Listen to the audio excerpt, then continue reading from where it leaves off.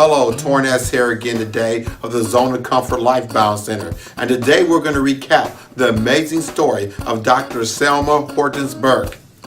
Dr. Selma Burke was an American sculptor and a member of the Harlem Renaissance movement in the 1920s. Burke became one of the few African American women to achieve fame during the Harlem Renaissance, which drew many black male artists and writers to the nation's attention.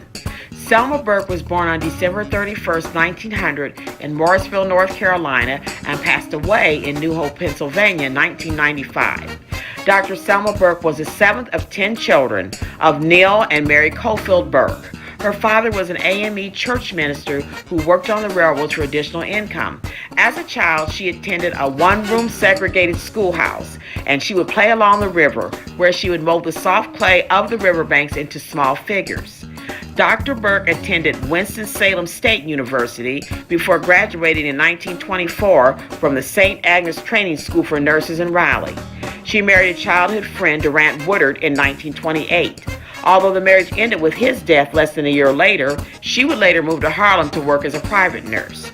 After moving to New York City in 1935, Burke became involved with the Harlem Renaissance cultural movement.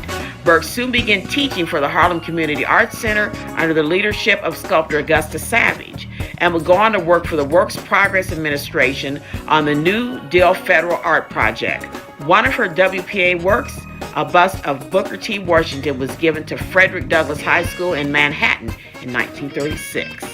Burke traveled to Europe twice in the 1930s. First on a Rosenwald Scholarship to study sculpture in Vienna in 1933 to 1934. She then returned in 1936. In 1940, Burke founded the Selma Burke School of Sculpture in New York City.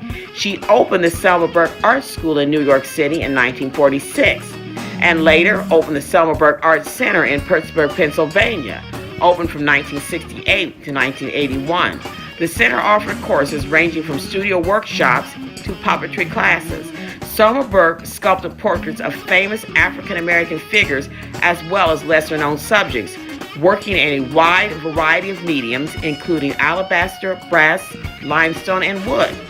Burke's public sculpture pieces include a bust of Duke Ellington and a bronze statue of Martin Luther King Jr. But Burke's best-known work is a portrait honoring President Franklin D. Roosevelt and the Four Freedoms. She competed in a national contest to win a commission for the sculpture, created from sketches made during a 45-minute sitting with Roosevelt at the White House. The plaque was completed in 1944 and unveiled by President Harry S. Truman in September 1945 at the Recorder of Deeds building in Washington, D.C., where it still hangs today. It is widely accepted that John R. Sinek's obverse design on the Roosevelt dime was adapted from Burke's plaque. Sinek later denied that Burke's portrait was an influence. But regardless of the dispute, one thing is clear. Not only was Dr. Burke a beautiful lady, but a talented and determined artist who let no obstacles stand in her way. Once again, my name is Tornes of the Zone of Comfort Life Balance Center in Des Moines, Iowa, and thank you again for joining us for another great African moment in American history.